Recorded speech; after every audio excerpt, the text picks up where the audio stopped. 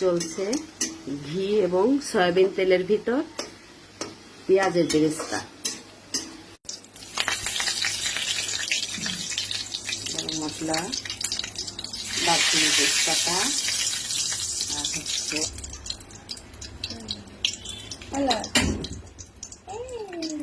দিলাম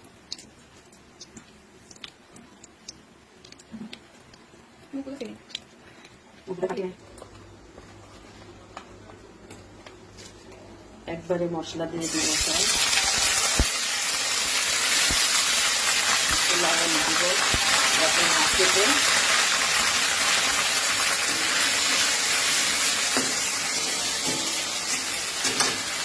সহজ রান্না, সহজভাবে বিরিয়ানি রান্না, খুব ইজি রান্না এটা।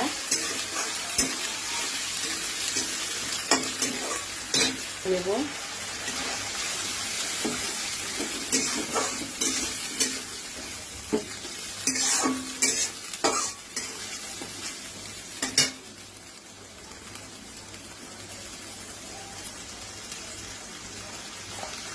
জিরে, আর একটু জিরে দিলাম, বন্ধ করে দাও, কষানো করবো। আমি বারবার পানি দিয়ে মশলাটি কষিয়ে নেই, তাহলে মশলা একটা কাঁচা গন্ধটা চলে যায় এবং একটা সুন্দর ফ্লেভার আসে।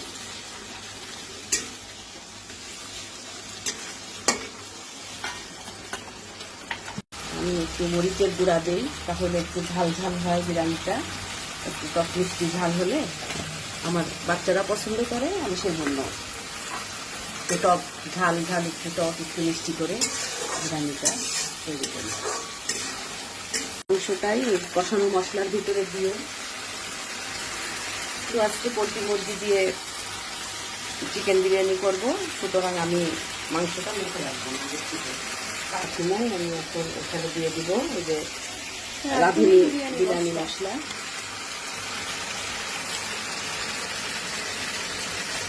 প্রায় একটা প্যাকেটের হাফটা দিয়ে দিব।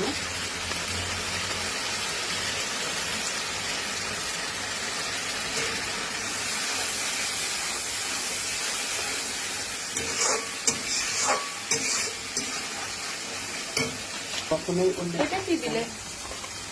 এটা মশলায় কম হয়ে যাবে, কারণ আমার 3 কেজি মাংস আছে, তো এই জন্য আমি আরেকটু করে সব মশলা দিয়ে দিলাম। আদা, জিরা, হ্যাঁ, সব মশলা আমি আরেকটু করে বাড়ালাম। আমার প্রথমে রসুন, আদা, জিরা, পেঁয়াজ, রসুন, আদা, জিরা সবই আর একটু বাড়ালাম।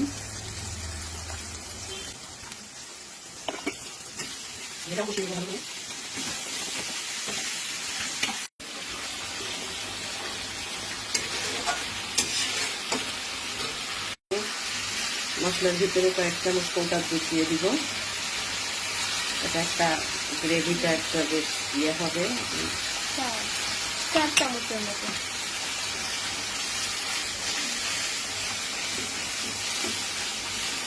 বিরিয়ানিটা একটা আলাদা টেস্ট হবে এটা, এবং একটা ক্রিমি ক্রিমি ভাব হবে।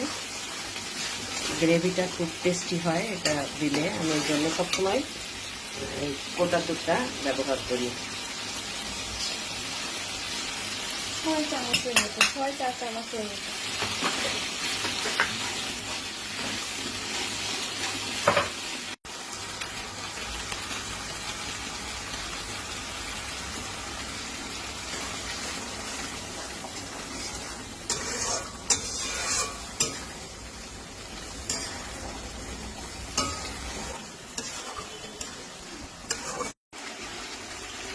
চিকেনটা দিয়ে দেবো।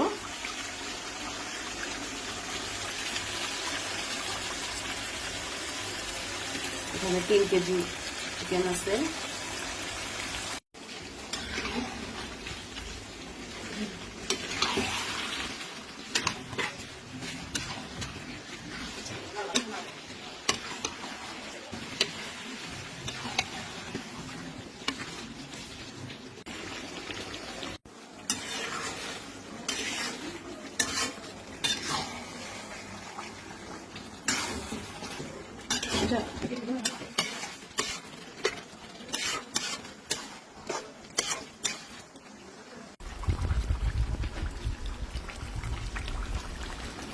টেনে গিয়েছে। তো এখন আমি এখানে টক দই 1.5 কাপের মতো টক দই দিব। প্রথমে আমি 1 কাপ দেব ফেটানো টক দই, এটা কাপে করে ফেটিয়ে নিয়েছি। যে এখন আমি প্রথমে 1 কাপ দিলাম।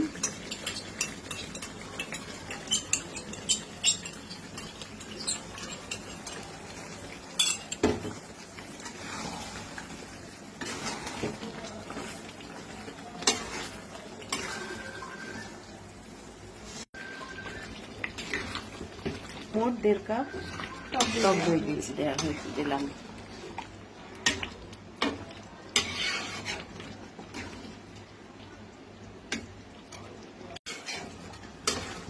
এটা আমি আবার ঢেকে দিব।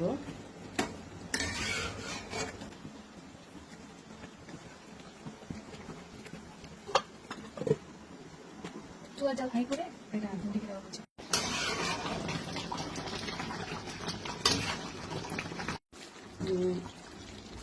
চিনি দিয়ে দিলাম, এটা প্রায় শেষের পথে। এখন একটু তেল জেগে গেলেই হয়ে যাবে।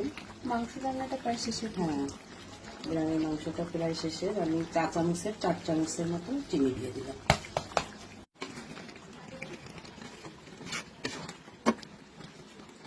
আমি গরম মশলা, কাঁচা গরম মশলা দিয়েছি। এখন আমি এখানে একটু ভাজা গরম মশলার গুঁড়ো দিয়ে দিব। এটা আলাদা একটা ফ্লেভার হবে এটার জন্য।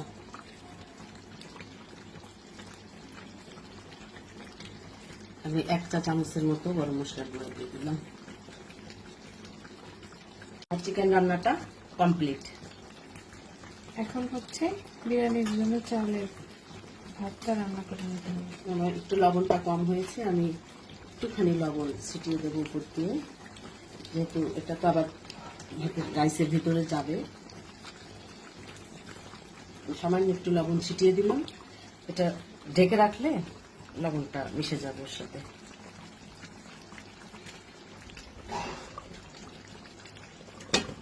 চাল এখানে ধুয়ে নিচ্ছি। এটা ধরা দিয়ে রাখা লাগবে না, কারণ যেহেতু আমি তো পানি ফুটিয়ে তার ভিতরে দিয়ে দিব একবারে।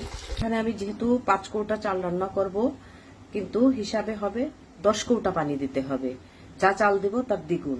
কিন্তু যেহেতু আমার এই যে এর ভিতরে একটু তো পানি পানি আছে, আর তাছাড়াও আমি এখানে 8 কৌটা পানি দিয়েছি, কারণ যাতে আমার বিরিয়ানিটা ঝরঝরা হয়। তো তার ভিতরে আমি 2টা তেজপাতা, কয়েকটা লবঙ্গ, এলাচ এবং কয়েকটা দারচিনি, 4টা দারচিনি, আর হচ্ছে কয়েকটা লবঙ্গ, আর 3-4 টুকরা এলাচ দিয়ে আর একটু লবণ দিয়ে এটা আমি বসিয়ে দিয়েছি। জাল উঠবে। আমি কিছুটা সয়াবিন তেল দিয়ে দিলাম। জাল উঠে গেছে, কিছুটা সয়াবিন তেল দিলাম ভিতর। আচ্ছা, এর ভিতরে তো চাল দিতে হবে, তাই না? হ্যাঁ।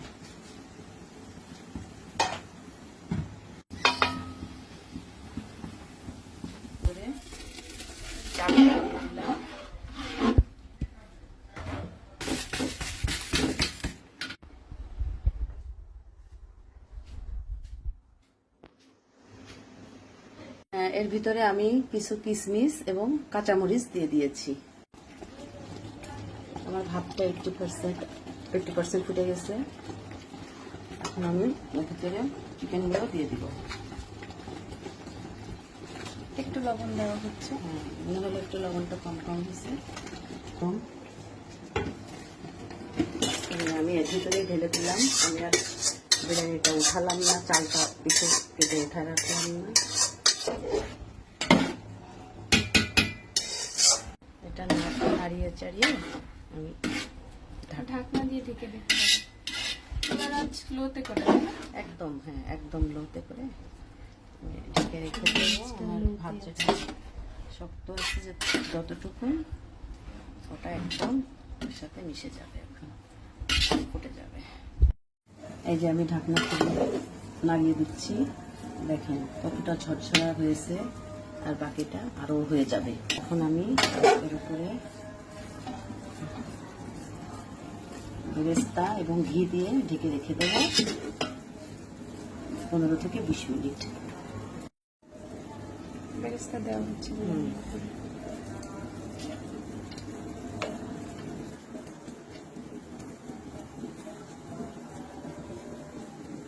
এবং ঘি দিয়ে আমি এখানে 2 টেবিল চামচের মতো ঘি দিব, দিয়ে আমি এটা ঢেকে রেখে দেবো। 15 থেকে 20 মিনিট হ্যাঁ। লো আঁচে। এটা আমাদের প্রোডাক্ট, আমাদের নবান্ন অর্গানিকের, আমাদের একদম হোমমেড, একদম গাওয়া অরিজিনাল খাঁটি গাওয়া ঘি।